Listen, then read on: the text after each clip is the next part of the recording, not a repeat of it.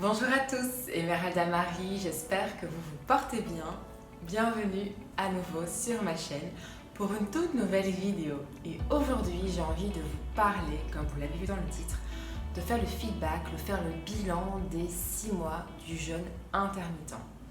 Alors, pour ceux qui n'auraient pas encore vu la première vidéo, je vais vous mettre un lien par là, ou en tout cas en barre d'infos, c'est certain, de la première vidéo bilan jeûne intermittent qui avait été filmée lorsque ça faisait déjà plus de 50 jours. Donc j'ai commencé le jeûne intermittent fin du mois de janvier et je vous ai publié une vidéo, si je ne me trompe pas, ça devait être au mois de mars pour le bilan des 50 jours de jeûne intermittent. Alors je me souviens déjà à ce moment-là, ça me paraissait déjà une belle étape et je m'étais dit tiens, je ferai bien 3 mois, tiens, pourquoi pas 6 mois, tiens, si j'y arrive, pourquoi pas 9. Maintenant que j'ai dépassé les 6 mois et que je vais entamer mon 7e mois, c'est vrai que j'ai toujours envie de le faire en fait. Je ne me vois pas arrêter le jeûne intermittent. Je pense continuer encore. Peut-être que je vous ferai un bilan à 9 mois. D'office qu'il y aura un bilan dès 1 an. En plus, je pense que le bilan dès 1 an sera intéressant parce qu'il se fera en janvier. Donc après toute la période bien faste des fêtes où on mange, on se goinfre. Donc pourquoi pas vous faire à ce moment-là un très très beau bilan. Alors ça va être une vidéo qui est très spontanée, qui est tout juste préparée.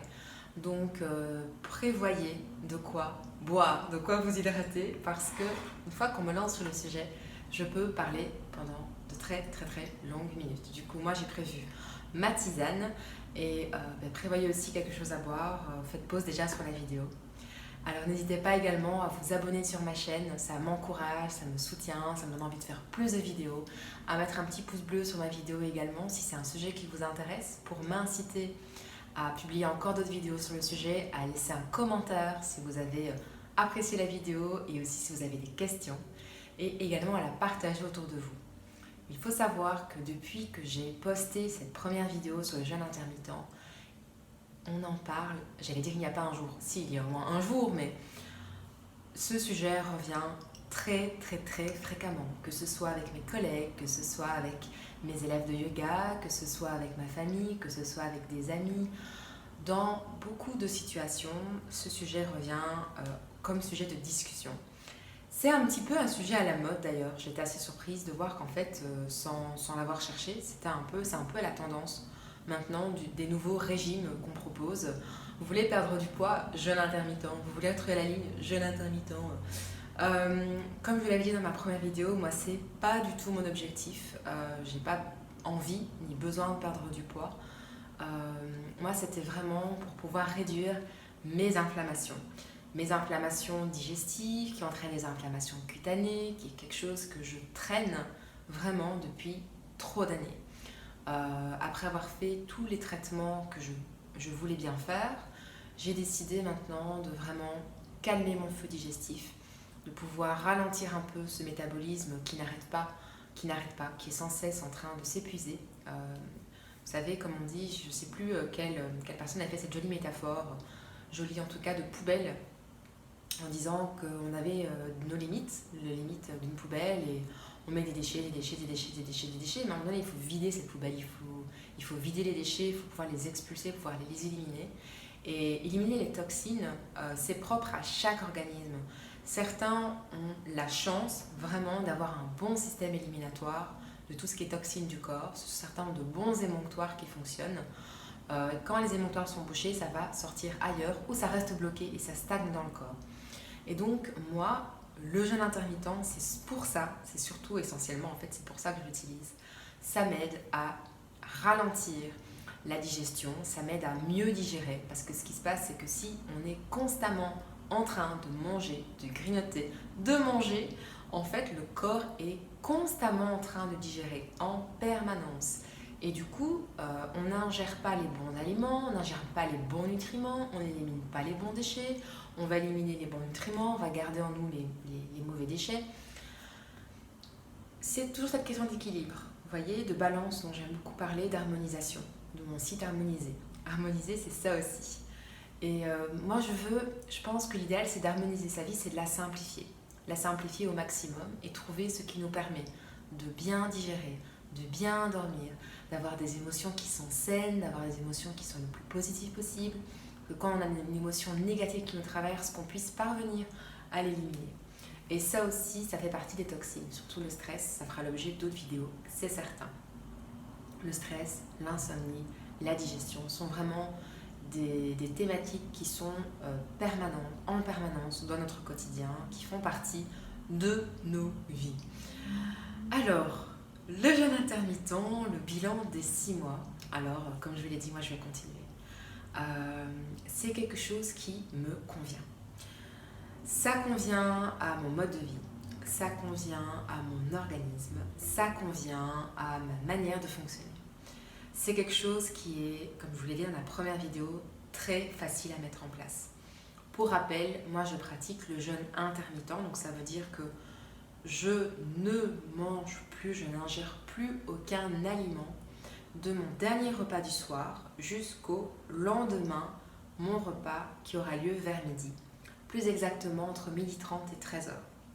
Le dernier repas a lieu vers 20h30, 21h, ça dépend des jours, et le repas suivant sera 12h30, 13h. Entre-temps, je ne grignote pas. Entre-temps, le matin, je n'ai pas de fringales. Tout ce que je prends le matin, comme ici il est midi, donc on est encore en matinée pour moi, tisane, toute la matinée. Alors, je continue tisane de réglisse, c'est ce qui fonctionne bien pour moi, mais ça de nouveau c'est propre à chacun.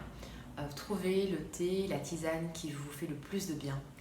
Je privilégie toujours les tisanes parce qu'il n'y a pas de théine dedans, donc c'est toujours plus intéressant pour le matin. Sur cette période de 6 mois, j'ai eu des voyages à l'étranger.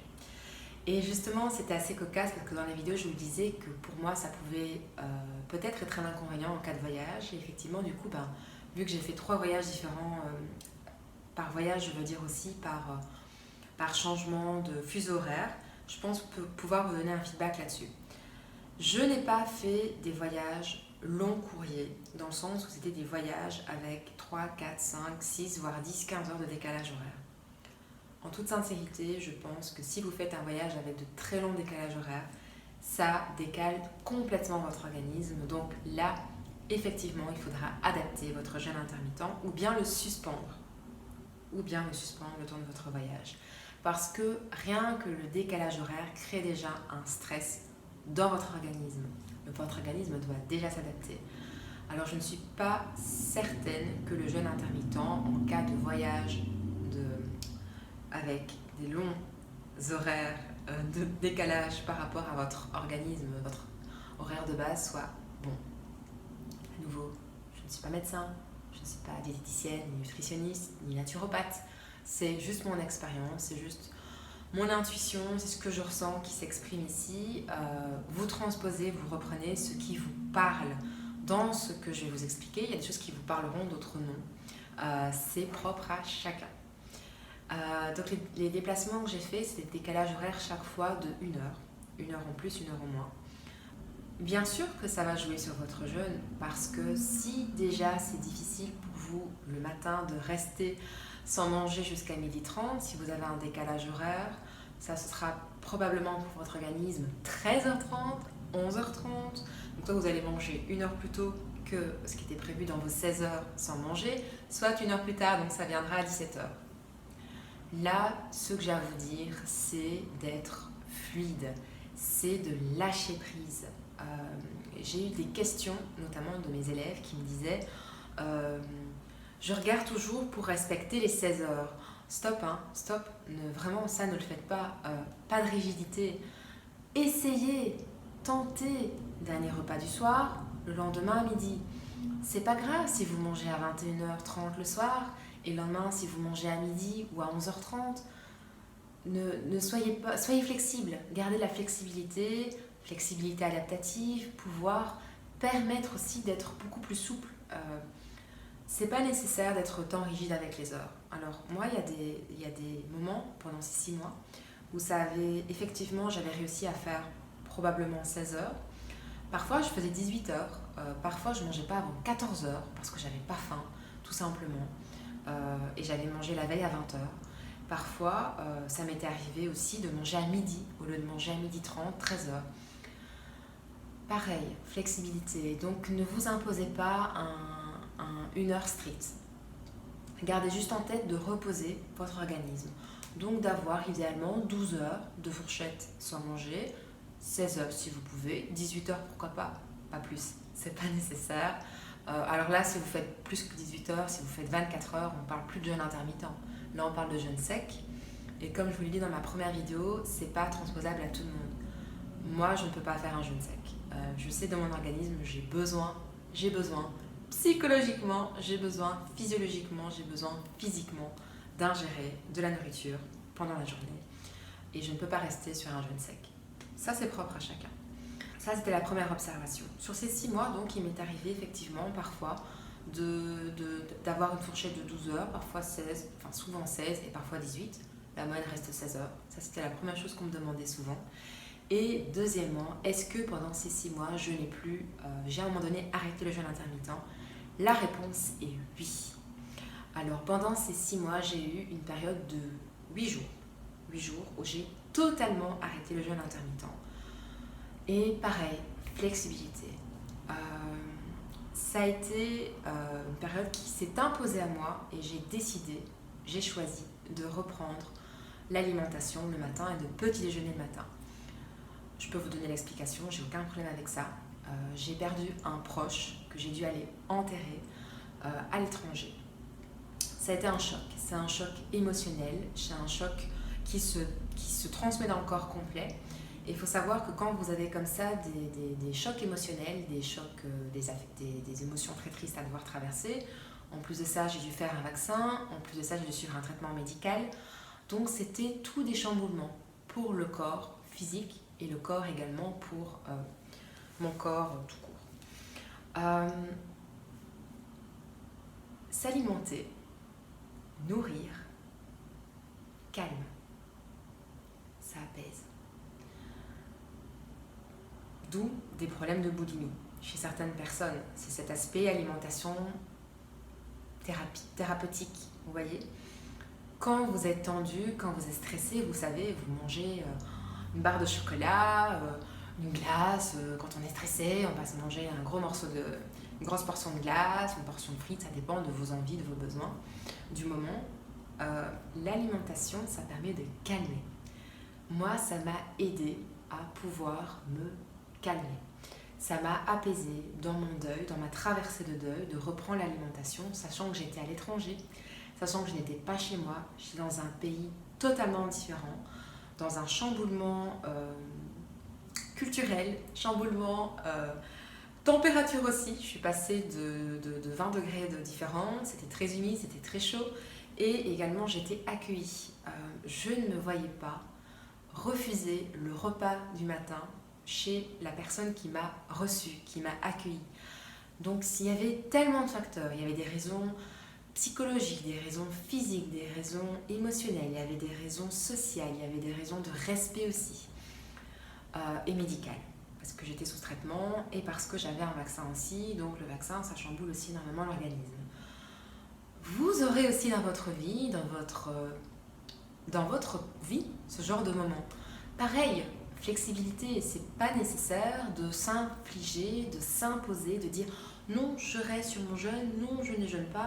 Là, écoutez-vous, c'est aussi quelque chose de très intuitif, c'est l'aliment. On parle aussi de plus en plus d'alimentation intuitive. Je me suis écoutée, j'avais besoin de manger le matin, j'avais envie de manger le matin. J'ai fait, pendant toute cette période à l'étranger, ce moment de repas, déjeuner, en famille, privilégié. Et ce que j'ai fait, c'est que j'ai eu mon dernier repas à 5h du matin dans l'avion et je suis restée à jeun jusqu'au repas suivant, vers 14h. Et puis, j'ai mangé le soir et le lendemain, j'ai repris le jeûne intermittent. Donc maintenant, j'ai repris mon rythme et je suis ravie de l'avoir repris, je suis ravie de continuer à le faire et je continue de toute façon, comme je vous l'ai dit, à le faire encore 9 mois, encore 1 an. Pour l'instant, je n'ai aucune restriction pour pouvoir l'arrêter. Aucune nécessité. Alors oui, ça reste toujours propre à vous, ça reste propre à ce que vous vivez. Bien sûr que si dans l'avenir je tombe enceinte, bien sûr que j'envisagerai les besoins de me nourrir le matin, si je ressens le besoin de manger le matin pour ne pas avoir la nausée. S'écouter, s'écouter toujours aussi et de toute façon demander un avis médical. Moi j'en ai parlé à mon naturopathe qui m'a confirmé que c'est toujours bon de le faire. J'ai eu récemment une discussion toujours avec le praticien en Ayurveda qui m'avait recommandé de le faire, qui m'a dit que je pouvais toujours continuer à le faire. Donc prenez aussi soin de vous entourer de conseils de professionnels par rapport à cette question, c'est toujours intéressant sur le sujet. Alors, cette vidéo aussi, l'intérêt c'était de pouvoir répondre à vos questions. J'ai eu beaucoup de questions, comme je vous l'ai dit, des proches, de mes élèves, et j'en ai profité pour poser en fait un post sur Instagram, donc n'hésitez pas à me rejoindre aussi sur Instagram d'ailleurs. J'ai posé un post FAQ, foire aux questions, en disant allez-y, posez toutes vos questions sur le jeûne intermittent parce que je ferai une vidéo bilan des 6 mois. Et du coup, là j'en profite pour pouvoir répondre aux questions qui m'ont été posées. Première question ici, c'est de Olivier qui me dit « J'ai une question à te poser. Est-il nécessaire de rester chez soi et de ne pas avoir d'activité extérieure ?» Superbe question. Alors, il faut savoir que sur les réseaux sociaux, surtout sur Instagram, tout le monde pense que je suis prof de yoga à temps plein. Et du coup, effectivement, quand on est prof de yoga, indépendant, on peut arranger sa journée comme on veut et je pourrais tout à fait, si c'était le cas, le matin... ne pas du tout rester passive le plus possible et puis seulement m'activer la journée et le soir après avoir mangé. Est-il nécessaire de rester chez soi et de ne pas avoir d'activité extérieure? Non, il n'est pas du tout nécessaire de rester chez soi, au contraire. Alors, de nouveau je parle de mon expérience, j'ai un boulot à temps plein en tant que juriste et je suis prof de yoga à titre complémentaire. Je ne compte pas les heures de travail sur la semaine, mais effectivement j'ai une vie très active. Je travaille la journée, je donne des cours le soir, je donne des cours parfois également les week-ends. Et le matin, à jeun, la première chose que je fais en me réveillant, c'est 15 salutations au soleil. Alors, les salutations au soleil, c'est quelque chose qui est très dynamisant, qui est très bon, très tonifiant.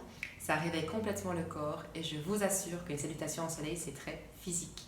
Et donc, oui, on peut tout à fait faire le jeûne intermittent et avoir une activité le matin. Alors, je n'ai pas expérimenté le jeûne intermittent et le footing. Je pense que certains ont déjà parlé de ce sujet-là. Je ne pourrais pas vous en parler, mais je ne me sens pas fatiguée de faire le yoga le matin. Au contraire, j'adore faire ça à jeun. C'est la première chose que je fais le matin en me réveillant.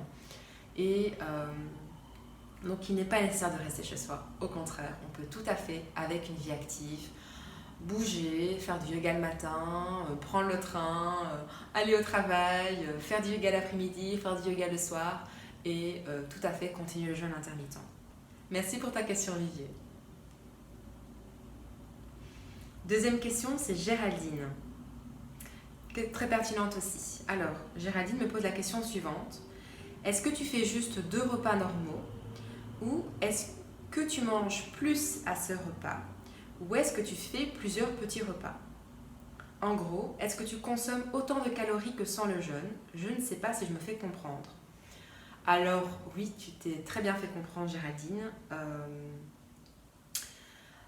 Comme je l'avais dit, je pense, dans la première vidéo, et je peux vous confirmer ici, je ne fais pas 2 repas normaux. Mon repas du midi et mon repas du soir sont des repas, je mange plus qu'avant. Je ne suis pas dans une démarche de perte de poids, je ne suis pas dans une démarche de restriction calorique. Du coup, pour éviter de perdre du poids, d'ailleurs je n'ai pas perdu de poids, mon poids s'est stabilisé, je mange un peu plus à midi, je mange même un goûter et je mange un peu plus le soir.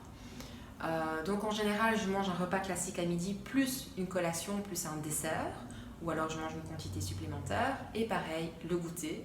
Je mange un bon goûter, la période de glucides pour moi c'est vers 16-17 heures en fait, quand je sens que je commence à avoir faim, en général vers 17 heures. Là, c'est une bonne dose de glucides. Et puis, encore le soir, je mange beaucoup plus que maintenant, beaucoup plus qu'avant, pardon. Je sais que beaucoup de personnes font, comme je vous l'ai dit au départ de la vidéo, le jeûne pour une question de régime, pour une question de perte de poids. Alors oui, évidemment, c'est logique. Si on saute un repas sur la journée et qu'on ne compense pas la perte calorique sur le reste de la journée, évidemment, on va perdre du poids. je sais que plusieurs le font, que ça marche pour certaines personnes. Je pense que pour autant que vous restez dans votre écoute, tant qu'il n'y a pas de frustration, parce qu'il faut aussi penser à son mental, si vous ne vous frustrez pas mentalement, ça peut fonctionner. Maintenant, si vous êtes dans une frustration permanente de ne pas manger le matin et que vous êtes stressé, que vous êtes comme ça en train de vous ronger les ongles parce que vous avez faim, ce ne sera pas sain du tout. Donc il faut toujours penser à ça aussi si vous voulez aborder le jeûne intermittent sous forme de régime, sous forme de perte de poids. Pensez aussi à l'aspect mental, à l'aspect émotionnel également, qui joue et qui est pour moi important à prendre en compte. Par rapport à ça, j'avais aussi une remarque qui m'avait été faite d'une personne qui souffrait d'anorexie. Alors je déconseille totalement. L'anorexie mentale, c'est déjà un trouble alimentaire. Ne rajoutez pas un jeûne intermittent avec. C'est incompatible. D'abord traiter l'anorexie mentale, d'abord comprendre qu'est-ce qui pousse à tomber sous cette forme d'anorexie, voire la boulimie également. Mais ne faites pas le jeûne intermittent s'il y a déjà des troubles alimentaires derrière. Ça va rajouter un stress inutile, ça va rajouter des tensions inutiles dans votre corps, ça va vous perturber davantage. C'est pas nécessaire du tout. Donc là, je le déconseille complètement en cas d'anorexie, en cas de boulimie, en cas de trouble alimentaire. Alors, une question d'Élise. Coucou Élise. Alors, intéressée de savoir combien de repas tu fais. Perso, j'en fais 2, c'est plus pratique avec notre rythme, mais je ne sais pas si c'est idéal. Alors là, comme tu l'as dit, par rapport à ton rythme, par rapport à la manière dont tu gères ta journée, moi je fais 2 grands repas, le repas à midi, le repas le soir, mais j'aime bien avoir un goûter. J'aime bien, j'adore, j'en ai besoin. Et du coup, c'est comme ça que j'opère. Donc, je n'ai plus de collation à 10h. C'était cocasse parce qu'avant, je déjeunais le matin. Souvent, c'était sous la forme de stress. Je devais vite me lever le matin, manger quelque chose, prendre le train. Ou alors, je mangeais dans le train. Ou alors, je mangeais au bureau. Superbe, c'est vraiment pas un environnement adéquat. Et j'avais encore faim vers 10h30, 11h, pour vous dire. Donc, j'avais encore besoin d'une collation. Je n'ai plus besoin de collation. Maintenant, je reste sans manger jusqu'à 12h30, 13h. Et donc, effectivement, c'est 2 grands repas sur la journée, avec un peu plus de calories qu'avant, et en plus un goûter. Et ça me suffit. Donc, merci pour ta question, Elise. Alors, une autre question très pertinente. Bonjour, c'est Léo. As-tu, s'il te plaît, un avis sur la diète cétogène qui peut être associée au jeûne? Vous voyez ma tête. Je ne suis pas nutritionniste, je ne suis pas médecin, je ne suis pas favorable à mélanger. La diète cétogène, c'est une diète qui est utilisée à titre thérapeutique. C'est conseillé pour des raisons médicales. La diète cétogène, c'est réduire l'apport en glucides et augmenter l'apport en lipides. Je ne pense pas, mais je n'ai pas d'avis médical, je ne pense pas que ce soit bon de combiner une diète cétogène qui est déjà très contraignante, très restrictive et qui a des vertus thérapeutiques, avec un jeûne intermittent. Parce que vous allez déjà, en réduisant complètement les glucides et en augmentant vos lipides, vous allez déjà entraîner un changement dans votre organisme. Il y aura déjà un effet sur votre digestion. Alors si en plus vous rajoutez le jeûne intermittent, je pense que ça fera peut-être trop. Maintenant, à nouveau, si quelqu'un s'y connaît, a envie de donner un avis sur le sujet, allez-y, moi je suis ouverte à ça. Je ne vais pas me vexer si quelqu'un met un commentaire à ce sujet. Personnellement, je ne cumulerai pas les deux. Je suis dans l'idée de pouvoir maintenir un équilibre, et une diète cétogène, pour moi, est déjà quelque chose de très contraignant et très restrictif pour l'organisme. Donc je ne l'associerai pas, personnellement, avec un jeûne intermittent. Alors, question de Peggy de En Douceur. Merci pour ta question aussi, qui est vraiment très pertinente. J'étais une grande adepte jusqu'à ce que ma naturo me dise que c'était contre-productif avec le travail que je fais pour restaurer mon système nerveux et baisser mon niveau de stress. Car pour le corps, ne pas manger égale stress. Et ressources qui vont avec égale stress. Et les ressources qui vont avec. Et donc impactent le système reproducteur et digestif. Est-ce que tu as remarqué un changement au niveau de tes cycles? Question extrêmement pertinente. Alors effectivement, pour pouvoir réguler le taux d'hormones, réguler les cycles quand on a un cycle irrégulier, le jeûne intermittent a un impact là-dessus. À ce sujet, il y a une vidéo excellente qui a été faite par Thierry Casanovas sur le sujet, donc par rapport à le fait d'associer le jeûne et le jeûne intermittent par rapport au cycle féminin, par rapport à la volonté d'avoir, par rapport à la volonté de procréer notamment. Et c'est vrai que il est revenu sur l'impact du jeûne sur les hormones. À nouveau, c'est aussi propre à chacun, c'est aussi propre à la manière dont tu vas gérer ton stress. Donc tu vas trouver des méthodes et des manières de pouvoir apaiser les taux d'hormones qui vont augmenter par rapport au stress. Je n'ai pas remarqué de changement au niveau de mon cycle. Une autre question. Il n'y a pas de prénom, c'est FTH, Védère. Alors, j'ai démarré le jeûne intermittent mercredi. Un conseil pour tenir sur la durée. Est-il utile de temps en temps de faire une monodiète pendant la plage d'alimentation? Alors, pour moi, c'est comme la question avec le régime cétogène. Je ne le ferai pas, personnellement. Je n'associerai pas un jeûne intermittent avec une monodiète. Une monodiète, ça a déjà un énorme effet sur l'organisme. Monodiète, c'est quand on va ingérer uniquement un aliment. On fait des monodiètes de bananes, par exemple. Moi, j'associerai pas les deux. Donc, soit je ferai jeûne intermittent pendant 3 mois, et puis alimentation classique, voir comment je me sens, et puis une monodiète pendant quelques jours. Mais je n'associerai pas le jeûne intermittent avec la monodiète. Et un conseil pour tenir sur la durée, alors moi ça reste, comme je l'ai dit, le matin, c'est m'écouter. Écouter la sensation que j'ai.